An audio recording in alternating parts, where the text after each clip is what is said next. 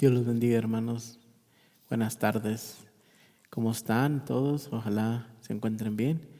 Y estamos aquí conectándonos una vez más a nuestro servicio de su gracia cada jueves a las 7 de la tarde. Y estamos estudiando la hermenéutica cada jueves. Y en esta tarde, hermanos, vamos a empezar, antes de entrar al estudio, vamos a empezar con un salmos, un versículo y una oración, y luego continuamos y vamos a alabar al nombre de Dios.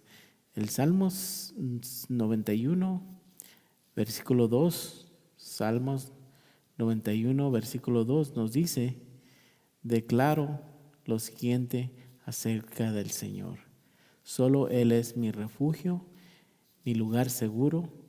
Él es mi Dios y en Él confío. Amén. ¿Y cuántos decimos amén a eso? Yo creo que todos los que estamos en nuestros hogares, la palabra declara que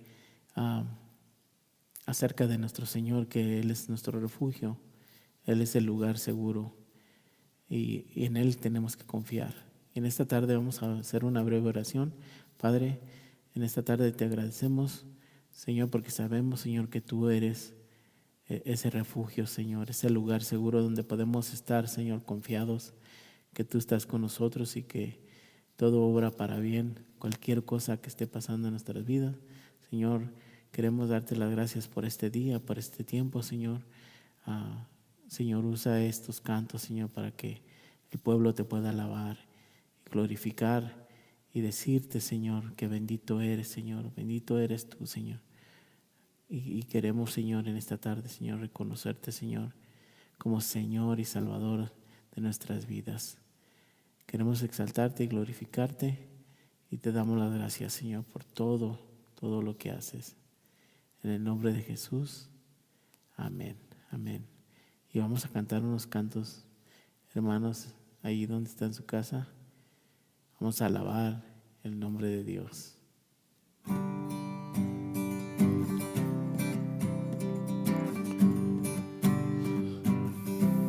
Benditos los que moran en ti,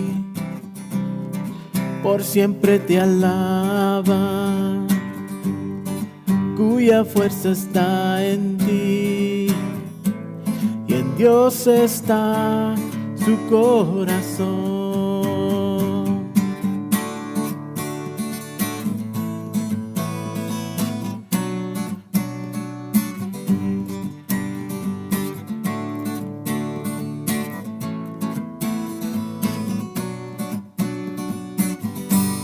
Benditos los que moran en ti,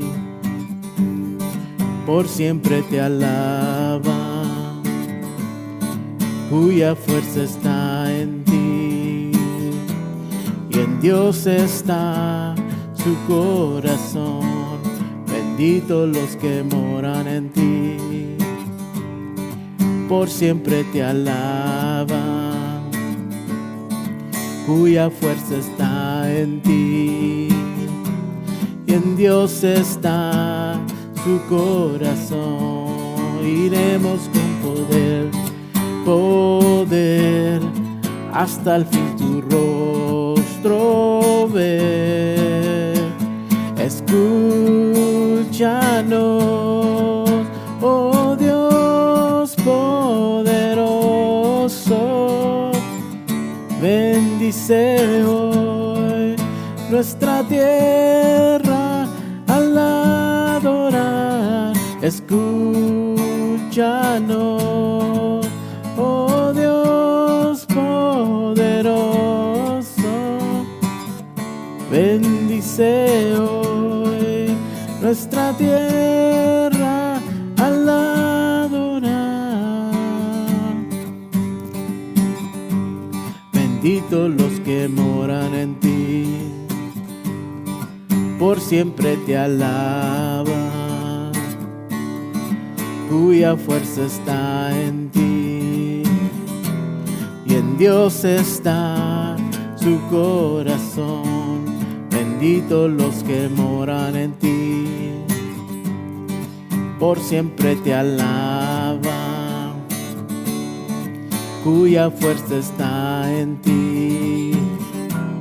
En Dios está su corazón, iremos de poder en poder, hasta el fin tu rostro ver. Escúchanos, oh Dios poderoso, bendice hoy nuestra tierra al adorar. Escúchanos, oh Dios poderoso, bendice hoy nuestra tierra al adorar.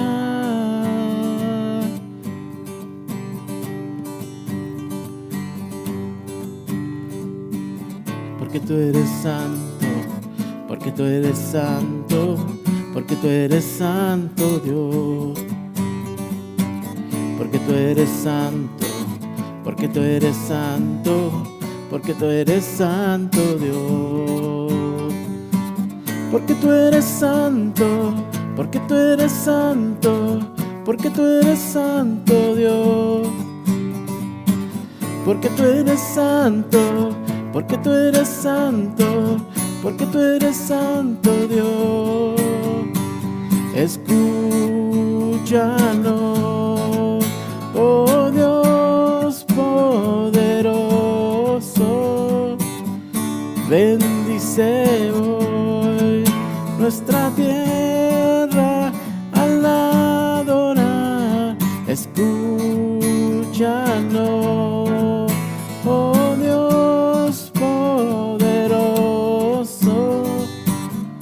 bendice hoy nuestra tierra al adorar. Porque tú eres santo, porque tú eres santo, porque tú eres santo, Dios. Porque tú eres santo, porque tú eres santo, porque tú eres santo, Dios. Escúchanos, oh Dios poderoso,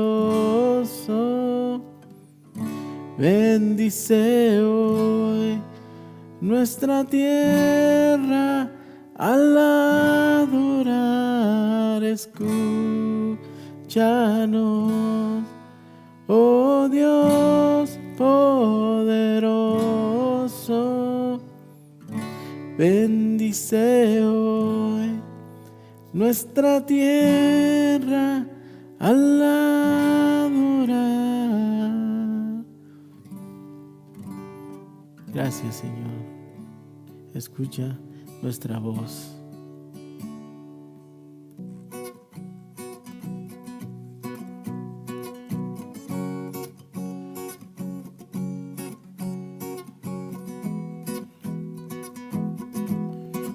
Miro a la cruz,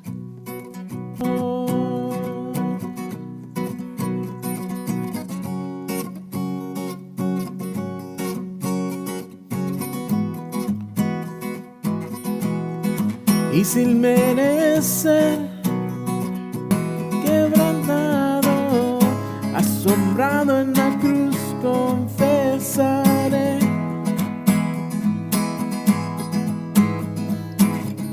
qué grandioso es tu amor redentor y tu fidelidad. En la cruz tú me cautivas suavemente, me arrodillas, estoy sin palabra, enamorado, dulcemente quebrantado. Gracias te damos porque sabemos que ahí en la cruz derramaste tu amor por nosotros y mostraste, Señor, que no había otro camino sino la única manera que podíamos llegar a ser salvos era que murieras en esa cruz y llevar nuestros pecados. Y a la misma manera, esos pecados fueron borrados en esa cruz, porque tú pagaste por ellos. Ese es el gran amor que tuviste por nosotros, y por eso estamos agradecidos.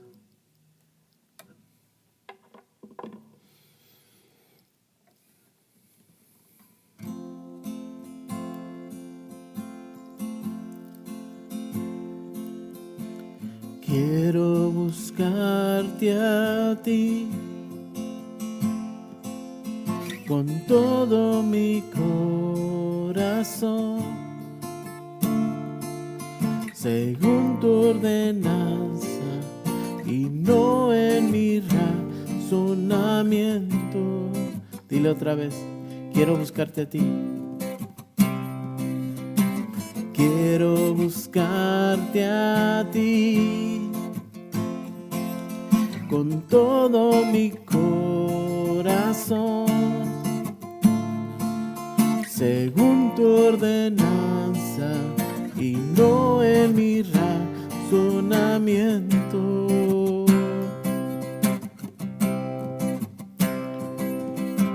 Purifícame, santifícame, cambia mis odres viejos, derrama de tu vino nuevo. Purifícame, santifícame, derriba mis argumentos, ceder a tu voluntad. Quiero buscarte a ti con todo mi corazón, según tu ordenanza y no en mi razonamiento. Otra vez. Quiero buscarte a ti con todo mi corazón, según tu ordenanza y no en mi razonamiento. Purifícame, purifícame, santifícame, cambia mis odres viejos, derrama de tu vino nuevo.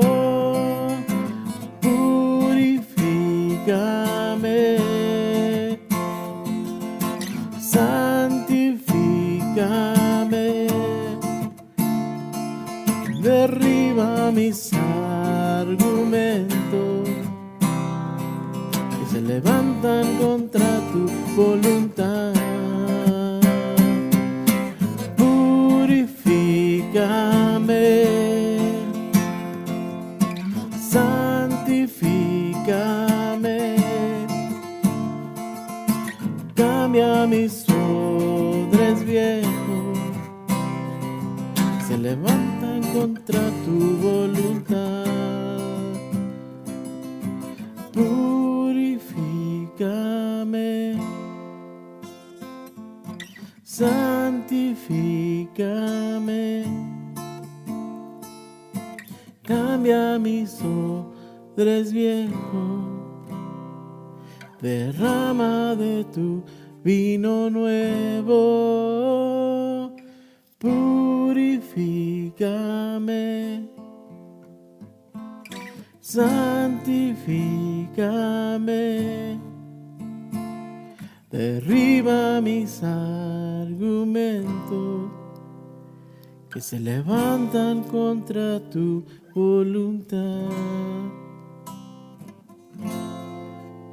Así es, Señor. Tú venciste la muerte por nosotros. Ahora estamos vivos en ti y por eso te damos gracias y te honramos, te glorificamos. Gracias por este tiempo.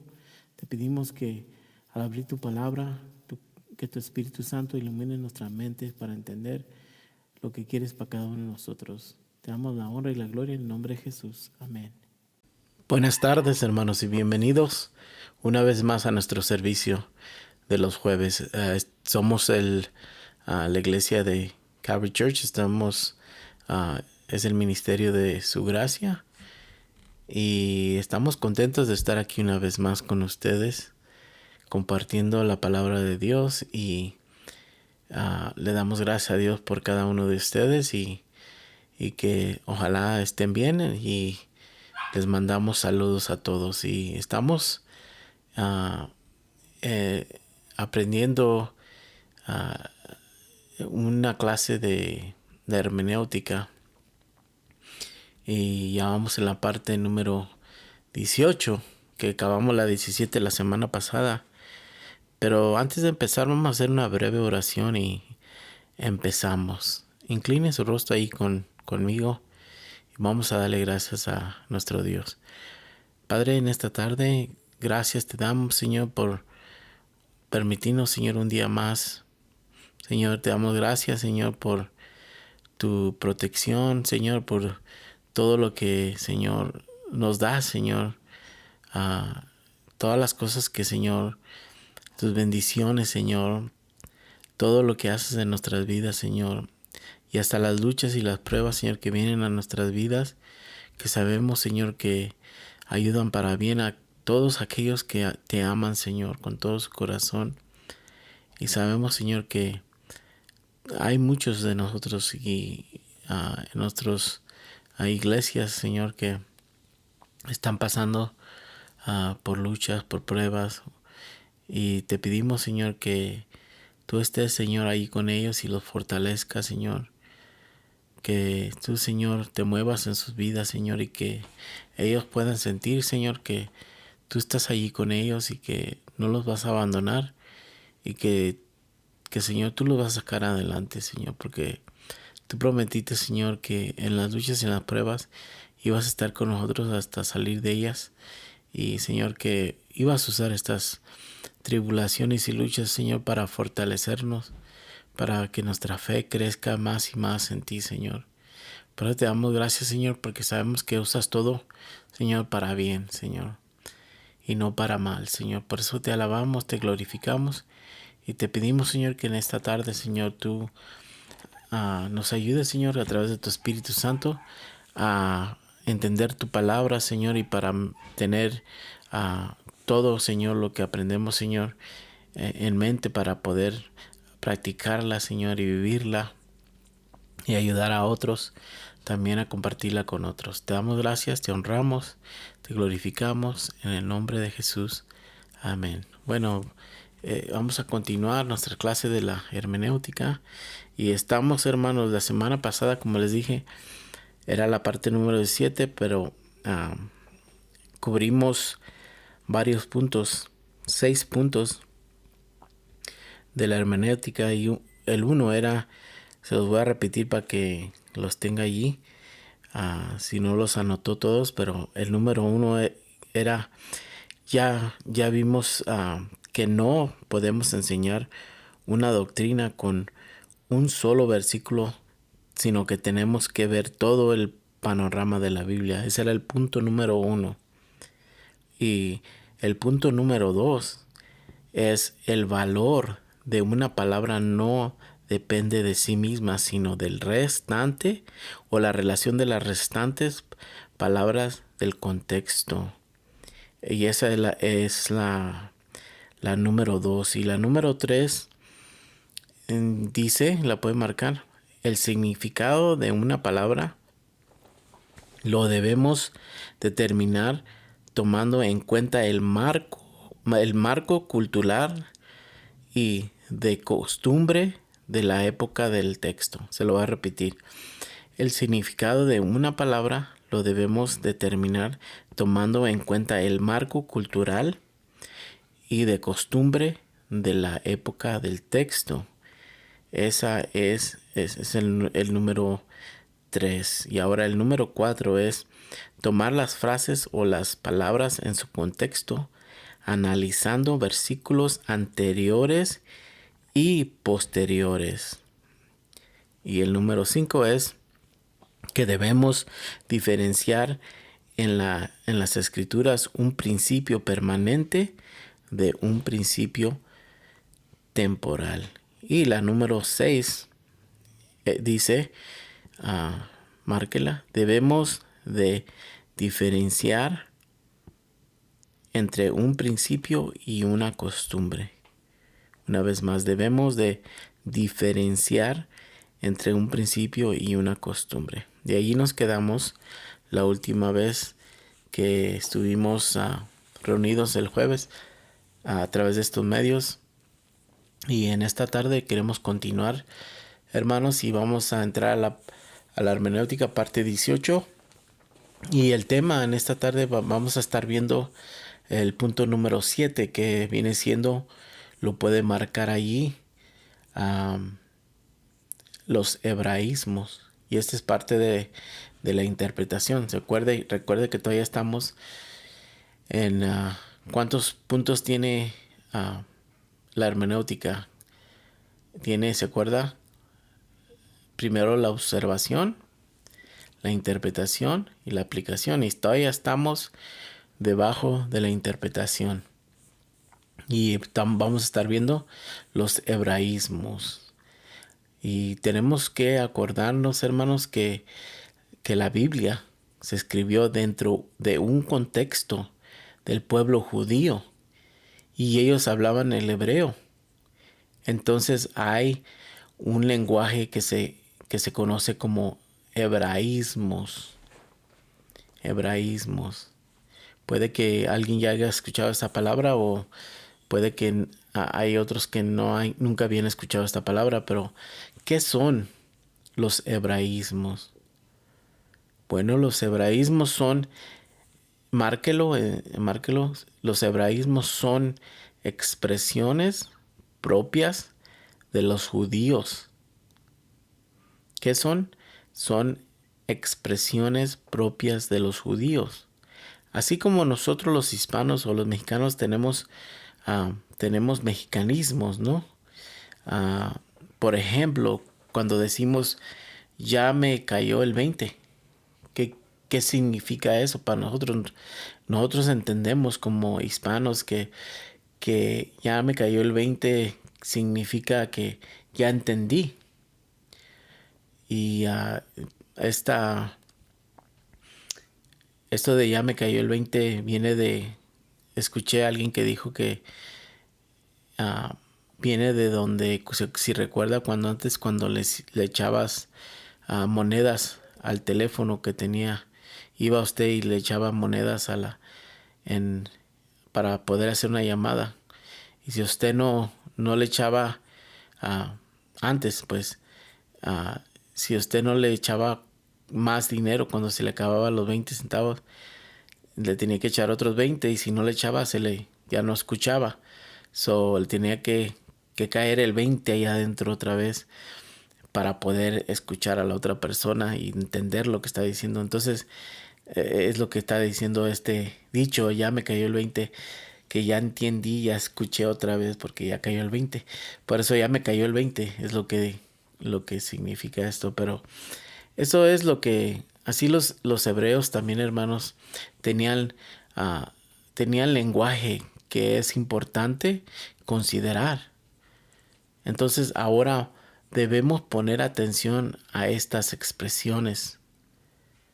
Y yo creo que ya les mencioné materiales que uno puede usar o que nos ayuden con estas expresiones. Son como los diccionarios bíblicos, el Strong de hebreo y griego, o un libro que se llama Usos y costumbres de tiempos bíblicos. Y se lo voy a repetir una vez más. El libro se llama usos y costumbres de tiempos bíblicos. Y usted lo puede encontrar gratis, este libro, ah, en las redes sociales. Ahora vamos a empezar y los hebraísmos los vamos a dividir en dos, hermanos, en dos, ¿ok? Los hebraísmos los vamos a dividir en dos. El primero le vamos a poner, el número uno es el lenguaje fenomenológico. El lenguaje fenomenológico. Entonces es fenomenológico. Bueno, ¿y qué significa esta palabra tan larga, ¿no? Fenomenológico.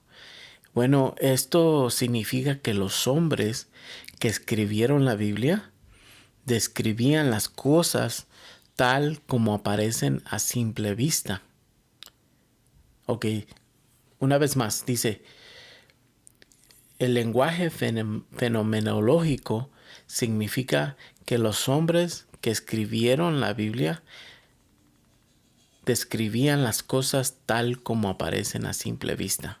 Es como ellos miraban las cosas, así la describían. Porque alguien en este siglo pudiese decir que en la Biblia hay muchos errores, pero no son errores, porque cuando uno lee la Biblia va a encontrar esta clase de lenguajes que es el fenomenológico, lenguaje fenomenológico, y tenemos que tener eso en mente. Pero los que no son cristianos y nomás leen la Biblia, pues ellos dicen que no, que hay muchos errores porque la manera que están hablando las escrituras, pero no son errores. Pero vamos a ver ejemplos como siempre lo hemos estado haciendo para poder entender mejor esto, ¿no? Un ejemplo, Génesis 15:12. Vamos a Génesis 15:12. Dice, mas a la caída del sol sobrecogió el sueño a Abraham. Y he aquí que el temor de una gran oscuridad cayó sobre él. ¿Dónde está el lenguaje fenomenológico aquí, hermanos? ¿En dónde? Bueno, dijimos que el hombre escribió tal como aparece a simple vista. Entonces, aquí la respuesta es, el lenguaje fenomenológico es a la caída del sol. Porque nosotros sabemos que el sol no cae, ¿verdad? Sino que así aparece a simple vista. Y sabemos por todos los avances que tenemos hoy en el siglo XXII, y hasta alguien, pues sí, en un tiempo descubrió que la Tierra giraba alrededor del Sol y no el Sol giraba alrededor de la Tierra.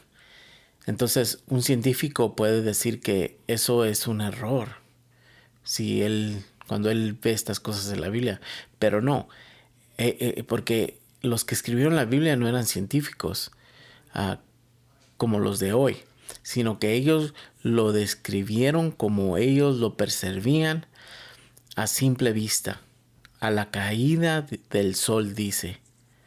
Entonces, ¿qué significa a la caída del sol? Bueno, significa cuando ya se está metiendo el sol, o en otras palabras, la tierra está girando ya, que ya nos va a caer la oscuridad. Ahora lo sabemos, pero ellos no lo sabían. Nosotros sí lo sabemos hoy, pero ellos no lo sabían. Pero esto es un hebraísmo, hermanos, que se conoce como un lenguaje fenomenológico. Entonces, vamos a otro ejemplo.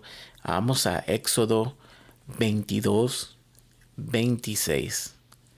Éxodo 22, versículo 26.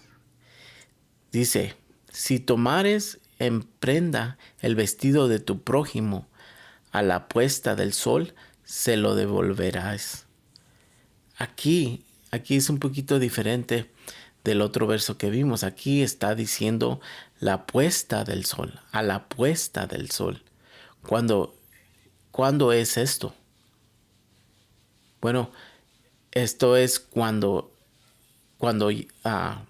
está saliendo el sol. Es lo que quiere decir. Está diciendo que al día siguiente se lo vas a regresar. Puesta es cuando sale y cuando cae es cuando se mete. Eso es lo que se refiere aquí, hermanos. Recuerde que es un lenguaje que científicamente no es correcto, ¿verdad? Pero ¿cómo se llama? Se llama lenguaje fenomenológico. Otro ejemplo, vamos a Mateo 5:45. Y vamos a ver aquí cómo se usa en este versículo. Mateo 5, versículo 45. Dice, para que seáis hijos de vuestro Padre que está en los cielos, que hace salir su sol sobre malos y buenos, y que hace llover sobre justos y en injustos. Aquí salir el sol pareciera como si el sol está girando, ¿no? Pero no, alrededor de la tierra, no, pero no es lo que está corriendo, sino que es un lenguaje fenomenológico, que quiere decir que ellos escribieron como ellos percibían a simple vista. Ahora vamos a ver el punto número 2. Y eso era lo único del hebraísmo fenomenológico. Ahora ponga número 2 de los hebraísmos, del punto número 7. Y número 2 estos van a ser los hebraísmos. Y póngale, si quiere ahí, la letra A. Y ponga el uso de lo absoluto por lo relativo. Este es el primer hebraísmo que vamos a ver. El uso de lo absoluto por lo relativo. Y vamos a ir a ejemplos. Lucas 14:26. Aquí aparece este lenguaje en Lucas 14:26 que dice, si alguno viene a mí y no aborrece a su padre y a su madre y mujer y hijo y hermanos y hermanas y aún también su propia vida, no puede ser mi discípulo. La palabra aborrecer aquí a los seres queridos, aquí donde habla de los seres queridos, no se debe tomar, hermanos, literalmente. Esto es obvio y lógico, ¿no? Porque sabemos que las escrituras nos enseñan que debemos amar a todos, hasta a los enemigos. Entonces, rápidamente tú sabes que no es lo que está diciendo, sino que tiene tiene otro significado, no es lo que literalmente así. Si tú lo lees literalmente, pues es lo que vas a pensar, pero no es así. Aquí en este lenguaje se trata que el amor superior que los humanos debemos de tener es para Cristo, por encima de cualquier amor. Entonces, ¿cuál es lo absoluto aquí? Porque estamos viendo el punto recuerde, el absoluto, estamos viendo el uso de lo absoluto por lo relativo. Entonces, ¿cuál sería lo absoluto aquí en este versículo? Entonces sería, márquelo, amar a Dios superior por encima de amar a mi esposa, a mi esposo, mis hijos o cualquier otra persona. Esto es lo absoluto en este versículo, hermanos. El amor hacia Jesús o Dios que sea mayor. ¿Y qué es lo relativo en este versículo? Es el amor que brindamos a otros, ¿no? Eso es secundario. Entonces, ahora, este mismo texto en otras traducciones ya lo traduce para que lo entiendan mejor. Y se lo voy a leer en Lucas 14:26. Se lo voy a leer en la traducción de Palabra de Dios para Todos, que dice así, escuche. Si alguien, dice, viene a mí, pero pone en primer lugar a su papá, a su mamá, a su esposa, a sus hijos o a sus hermanos y hermanas, dice, no puede ser mi seguidor. El que me sigue tiene que entregar hasta su propia vida. Ve que simple está aquí ya traducido en esta versión de la palabra de Dios para todos. Aquí ya está claro y se entiende mejor. Por eso es bueno usar diferentes traducciones, porque ya hay otros que han hecho el trabajo para que podamos entender mejor. Entonces, lo absoluto es prioridad y lo relativo es algo secundario, ¿ok?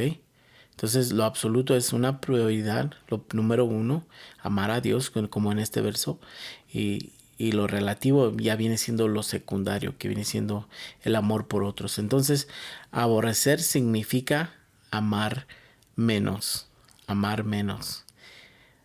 A Dios le debemos dar el amor superior, es lo que está diciendo aquí este versículo. Y sabe, hermanos, que cómo podemos, cómo podemos entender o mirar o comprender si en verdad nuestro amor superior es por Dios. Porque cuando pasamos por una prueba, y por un ejemplo nomás hay que decir, si el esposo engaña a la esposa o cualquier situación, si tú te vences por esa prueba o problema, es porque Dios no fue tu primer amor. Dios, cuando hasta en esas cosas, en todas las situaciones, los problemas, las luchas, hasta en estas cosas nos cuida, el amor superior a Dios nos cuida de todas estas cosas. Porque cuando Dios es todo para nosotros, todo lo demás, Dios entendemos que Dios se va a encargar de ello. Pero nosotros tenemos que tener a Dios como primero. Entonces, cuando nuestro amor es superior por Dios, ese amor nos ayuda a mitigar aquel dolor que estamos viviendo, ¿no? Porque no estoy diciendo que no hay dolor, sí hay dolor, pero Dios nos va a ayudar en esos momentos. Sí tenemos a Dios como a nuestro primer amor. Entonces, otro ejemplo es Malaquías 1, versículo 2 al 3. Malaquías 1, versículo 2 al 3. Dice, yo os he amado, dice Jehová, y dijiste, ¿en qué nos amaste? ¿No era Esaú hermano de Jacob? Dice Jehová, y amé a Jacob, y a Esaú aborrecí, y convertí su monte en desolación, y abandoné su heredad para los chacales del desierto. Ahora, tenemos que recordar, hermanos, que no, cuando dice aquí que aborreció a Esaú, no es que Dios lo odiaba. Esto es lo absoluto por lo relativo otra vez, el punto que estamos viendo. ¿Qué es lo absoluto aquí, hermanos, en este versículo que leímos? Bueno, aquí lo absoluto es que Dios hace resaltar la gracia y el amor de Dios hacia la nación judía en el escogimiento de Jacob. Y lo relativo viene a ser, es que Esaú no tuvo esa participación porque él mismo, Esaú, despreció la primogenitud, primogenitud a la bendición de Dios. Él despreció. Recuerden cuando vendió a su hermano su primogenitud. Él no estuvo dentro de la promesa, de la línea de Dios que Dios había dado a su padre. Entonces Dios escogió a Jacob. Esto es lo absoluto. Esto es lo principal. Esto es lo que está diciendo este versículo. No está diciendo que odia, sino que recuerde que estamos viendo lo absoluto por lo relativo. Es lo que está diciendo este pasaje y nos va a ayudar mucho a entender las escrituras cuando entendemos estos puntos, hermanos. Cómo entender la Biblia. Por eso estamos para interpretar, necesitamos usar estos puntos para no sacar conclusiones equivocadas, ¿verdad? Entonces, otro ejemplo, tenemos también vamos a 1 Corintios 1:17. 1 Corintios 1:17. Dice, pues no me envió Cristo a bautizar, sino a predicar el evangelio, no con sabiduría de palabras, para que no se haga vana la cruz de Cristo. Pablo aquí no nos está diciendo que no nos debemos de bautizar. Por eso tenemos que entender este lenguaje que enseña la Biblia, hermanos. Aquí hay otro hebraísmo. El hebraísmo que nos está enseñando aquí es lo absoluto por lo relativo. Otra vez, lo absoluto es, aquí en este versículo, es la salvación. Porque dice, pues no me envió Cristo a bautizar, sino a predicar el evangelio. Entonces, lo absoluto es la salvación, porque la salvación se obtiene por medio de la predicación. Y lo relativo o lo secundario es el bautismo, porque una persona se puede bautizar, pero eso no salva, el bautismo no salva. El bautismo viene siendo algo secundario, pero un paso muy importante para todo cristiano que se quiere identificar con Jesús en su muerte y su resurrección. Entonces, muchas veces puedes irte al extremo y decir, bueno, pues eso es secundario. Pero tampoco, hermanos, yo conozco a muchos cristianos que pasa el tiempo y no se bautizan. No estamos diciendo que eso salva, pero es un paso importante para todo cristiano que se convierte al Señor, que desea identificarse con el Señor en su muerte y su resurrección. Porque cuando entra a las aguas del bautismo, allí Él está diciendo que Él ya va a enterrar al hombre viejo, y cuando sale del agua es una resurrección, y está diciéndole al mundo que Él ha decidido identificarse con Jesús y va a vivir una vida diferente. ¿Y qué cristiano no desea hacer eso? Eso debería ser un paso de evidencia que cada cristiano debe hacer. Pero el bautismo no salva. Pablo no está diciendo que no es importante, sino que estamos viendo este lenguaje, que es lo absoluto por lo relativo. Lo importante es que la persona llegue al conocimiento de Dios y que sea salvo, que sepa que es pecador y que necesita a Dios. Y luego viene el bautismo, que quiere identificarse con Dios, ¿no?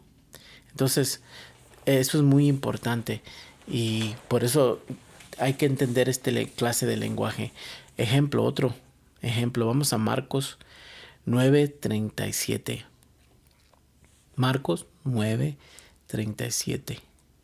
Dice, el que recibe el que recibe en mi nombre a un niño como este, me recibe a mí. Y el que a mí me recibe, no me recibe a mí, sino al que me envió. Ok, entonces la pregunta aquí es, ¿recibimos a Jesús? ¿Sí o no? Porque aquí dice, ah, y al que a mí me recibe, no me recibe a mí, sino al que me envió. ¿Qué está pasando aquí? ¿O qué? Ahora, porque, ¿cuál sería aquí en este verso, hermanos? Vamos a ver qué es lo que está diciendo, pero ¿qué sería lo absoluto aquí? Bueno, aquí lo absoluto es que al recibir a Jesús, recibimos a Dios en su totalidad. Otra vez, recibimos a Dios en su totalidad. En este caso, la Trinidad, hermanos, Padre, Hijo y Espíritu Santo. Esto es lo que está dando a entender Jesús. Aquí en este versículo dice, el que me recibe a mí, no me recibe a mí, sino al que me envió. Lo absoluto es, en este versículo, cuando una persona recibe a Jesús, está recibiendo en su totalidad a Dios o a la Trinidad. Y lo relativo, hermanos, aquí viene siendo, porque aquí, hermanos, no se refiere que es una cosa secundaria, ¿ok? Sino que aquí lo relativo significa que no está limitado. Por ejemplo, no sé si recuerda que hay una secta que se llama Solo Jesús, que dice no Padre, no Espíritu, sino solo Jesús. Y lo que están haciendo es, están limitando a Dios, porque Dios es una Trinidad, es Padre, Hijo y Espíritu Santo. Porque aquí Jesús lo está dando a entender, ¿no? Claramente. Entonces, lo relativo sería limitarnos a solo Jesús. Entonces, no es lo que está enseñando aquí este versículo. Él está diciendo que cuando recibes a Jesús, recibes a Dios, al Padre, Hijo y Espíritu Santo. Entonces, otro ejemplo, vamos a Primera de Pedro 3, versículo 3 al 4. Dice, Primera de Pedro 3, versículo 3 al 4, dice, vuestro atavio no sea el externo de peinados ostentosos, dice, de adorno de oro o de vestidos lujosos. Y luego el 4 dice, sino el interno, el del corazón, en el incorruptible ornato de un espíritu afable y apacible, que es de grande estima delante de Dios. Hay aquellos aquí que interpretan mal este versículo, porque cuando lo leen así literalmente, lo interpretan sin hacer caso o ignoran el hebraísmo que aparece en este versículo, en estos versos, porque unos enseñan que Pedro prohibió el uso de las joyerías y artículos de oro. Es lo que dicen unos. Entonces, si lo lees así literalmente, entonces es lo que vas a entender. Entonces, hay iglesias que les prohíben a las mujeres usar collares y ese tipo de cosas, ¿no? Pero lo que aquí aparece es otro hebraísmo, hermanos. Es un hebraísmo que dijimos lo absoluto por lo relativo. ¿Cuál sería lo absoluto aquí? Bueno, hay dos expresiones que debemos ver aquí. Esta es la palabra no en el versículo y la palabra si no Entonces, lo absoluto es que se preocupen más por el vestuario interno, por el corazón o por tener una conducta y un espíritu amable y atento. Y ah, lo relativo aquí es lo externo, hermanos. ¿Cuántas mujeres no les encanta tomar horas y horas arreglándose, ¿verdad? Eso es algo que ellas hacen. Y qué bueno, ¿no? Porque no lo está prohibiendo aquí estos versos, ¿verdad? Pero lo que sí está mal es que tengan ah, todo, todo bonito por fuera, pero el carácter sea pésimo, el carácter de ellas. ah, Dice, entonces el versículo dice, nos está enseñando, en otras palabras, no le des tanta importancia a lo de afuera cuando es más importante lo de adentro. Pero también no hay que descuidar lo de afuera, ¿no? Hay que tener ese equilibrio, balancear las cosas, ¿no? No podemos tampoco descuidarnos de las cosas, pues sí, de internas y de afuera, pero hay lo más importante, lo que está diciendo este verso o estos versos es que hay que cuidar más lo de adentro, que ponerle más atención a lo de adentro. Ahora, vamos al segundo hebraísmo. Este también lo vamos a encontrar en la Biblia. Y le puede poner la letra número B. Y este se llama el lenguaje de filiación. El lenguaje de filiación. Esta es la número B en los hebraísmos. Este lenguaje se usa mucho cuando tú en la Biblia encuentras expresiones de una persona que se le dice hija o hijos de. Es un lenguaje de familia, ¿no? Y resulta evidente que tal expresión no se debe tomar literalmente, hermanos. Y vamos a un ejemplo. Vamos a Juan 8:39. Juan 8:39.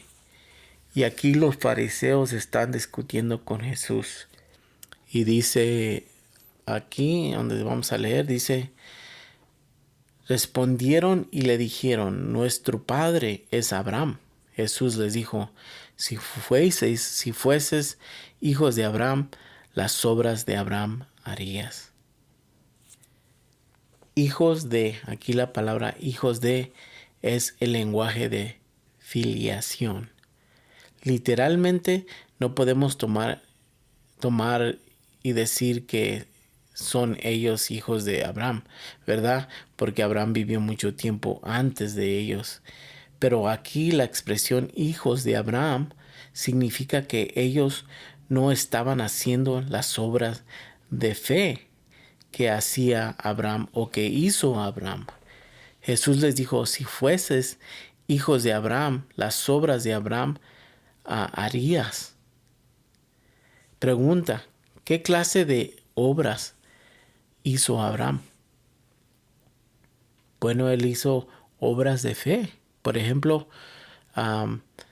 Dios le dijo que saliera de su tierra y lo hizo, ¿no? Por fe. ¿Quién hace eso? Nomás se va sin saber a dónde va. Pero él lo hizo y obedeció a Dios. Luego que le pidió también su hijo, se lo pidió en sacrificio y también lo hizo. Todos conocemos la historia, ¿no?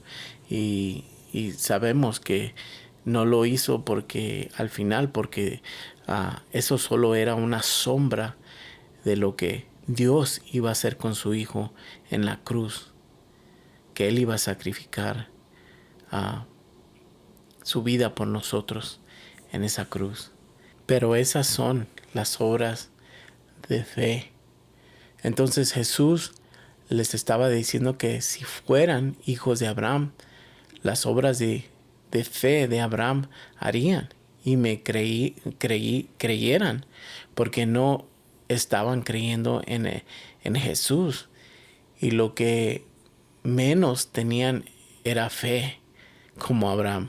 Entonces, lo que significa aquí es relacionarlo con características que tuvo Abraham. ¿Ok?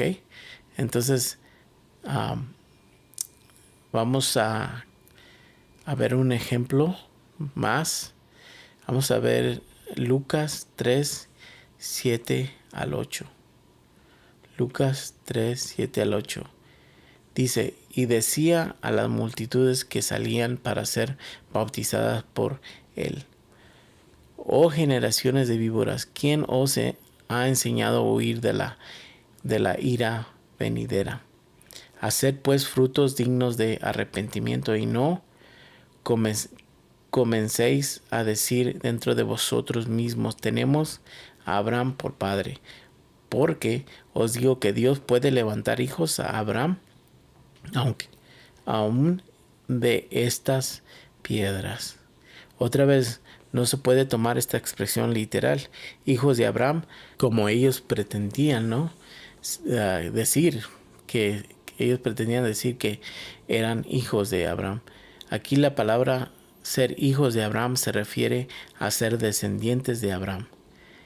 Ese es el lenguaje de filiación, por un lado. Pero por otro lado, ser hijos de Abraham, como les está diciendo Jesús, equivaldría a participar de las características de Abraham como hijos. En este caso, ¿cuáles son las características que deberían presentar como si realmente son hijos de Abraham? Bueno, ellos necesitaban mostrar su fe, y una manera que ellos lo podían hacer es que deberían de acercarse como dice el versículo, haciendo frutos dignos de arrepentimiento, con un corazón arrepentido delante de Dios. Pero no, ellos no estaban mostrando nada de esto.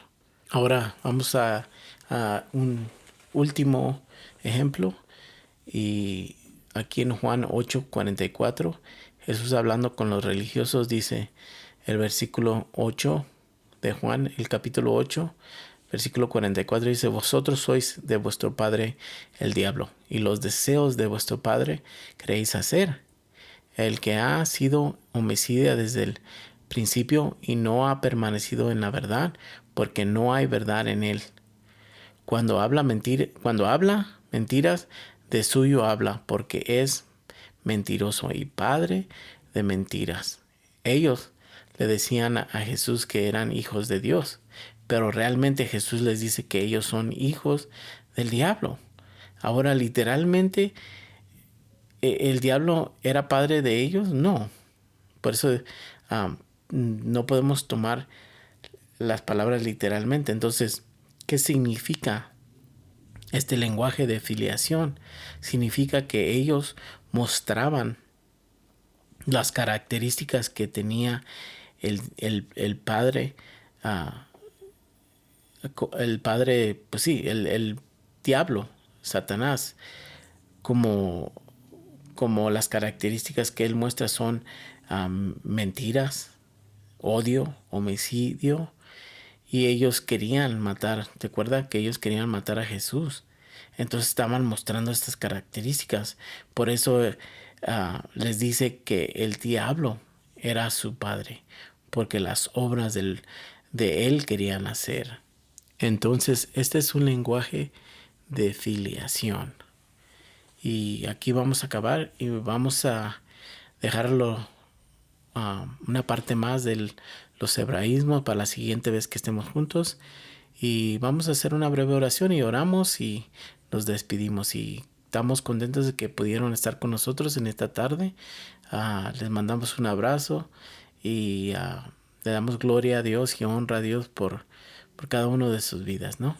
Padre, gracias, Señor, en este momento, Señor, te damos la honra y la gloria, Señor, y te pedimos, Señor, que todo, Señor, lo que hagamos, Señor, sea para glorificar tu nombre, y que todo lo que hagamos también pues sea para edificar a los unos a los otros, juntamente, Señor, para crecer, para caminar de una manera correcta, Señor, como te agrada a ti, Señor.